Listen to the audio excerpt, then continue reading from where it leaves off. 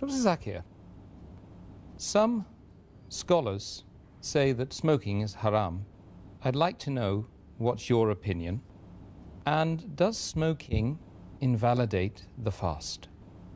As far as smoking is concerned, several years before, when science hadn't advanced that far, most of the scholars used to say that smoking is makruh.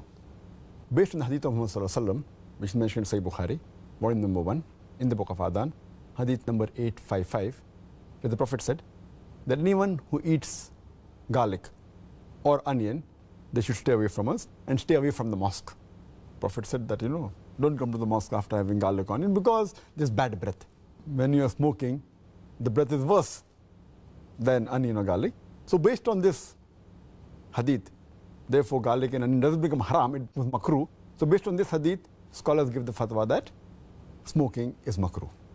But now, after science has advanced, we have come to know that smoking is nothing but it's a slow poisoning. Tobacco in any form, whether in smoking, cigarettes, whether bidi, whether tobacco in hookah, whether chewing tobacco, all forms of tobacco contain nicotine and tar. And we know it's nothing but slow poisoning. That is the reason most of the non-Muslims also, they agree that smoking is haram. Not only the Muslim world, even the non-Muslims. That's the reason they put a statutory warning on the cigarette packs. They put a statutory warning saying cigarette smoking is injurious to health. Or in some countries, it mentioned general surgeon's warning or surgeon general's warning. Smoking is injurious to health. And anyone gives the ad, whether in newspaper, in the magazine or television, it is compulsory that they have to highlight the statement, smoking is injurious to health. So I'm not talking about the Muslim world, even the non-Muslim world agrees that smoking is nothing but slow poisoning. And today, according to statistics, the World Health Organization says that every year more than 4 million people die only because of smoking. And if you count the other forms of tobacco, it will be much more. And today medical science tells us, and even I had learned when I was doing my medicine in the medical college, that more than 90% of the lung cancer deaths are only due to smoking, whether cigarette or bidi or whatever it is. 25% of the cardiovascular deaths are only because of smoking. 70 to 75% of bronchitis and related deaths are only because of smoking. Smoking is nothing but slow poisoning. It blackens your lips, blackens your gums, your fingertips, it damages your lips, it damages your esophagus, it damages your stomach, and it can cause constipation, it can cause loss of appetite, it can cause loss of libido, your sexual power gets suppressed, it can cause immunity to the drugs you take, and it reduces the defense of your body. And you can only give a talk on why smoking is haram, and I've given a talk on dietary laws in Islam, and I've covered this topic in detail. Time doesn't permit me here. But based on all these various research, there are today more than 400 fatwas. The majority of the scholars, they agree that smoking is haram, and all form of tobacco is haram. There may be certain scholars of certain countries, including this country where I come from, India, they say it is makruh yet.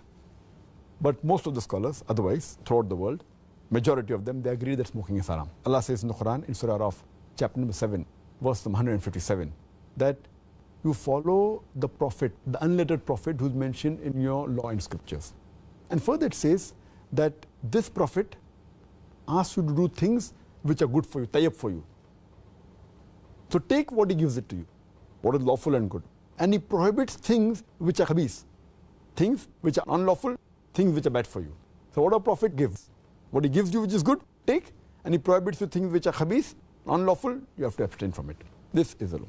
And Allah says in the Quran in Surah Baqarah chapter number 2, verse number 195, make not your own hands the cause of your own destruction, indicating that do not kill your own self.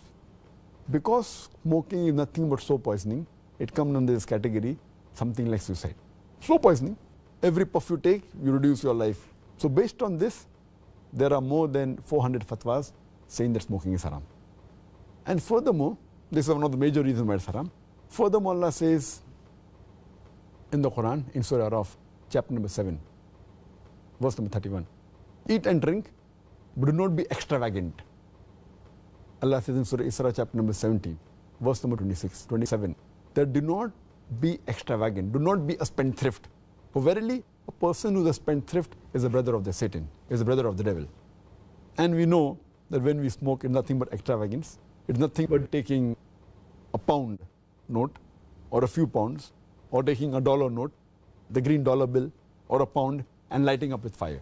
When we smoke, when we light the cigarette, it's nothing but burning money, whether it be rupees, whether it be dollars, whether it be pounds, whether it be riyals. It's nothing but extravagance, which is haram in Islam. And you can give a list of reasons why it's haram.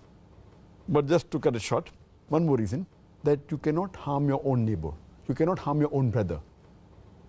And in smoking, when you exhale out the smoke, it causes more damage to your neighbor. Passive smoking is more dangerous than active smoking. When the person who smokes, when he exhales out, if the person who's a neighbor inhales the smoke, it causes more damage to him than the person who smokes. That's the reason many countries like Singapore, etc., they've banned smoking in public places. In your personal house, you can do it. In public places, in government places, smoking has been banned. So based on this, it's haram. So smoking is haram.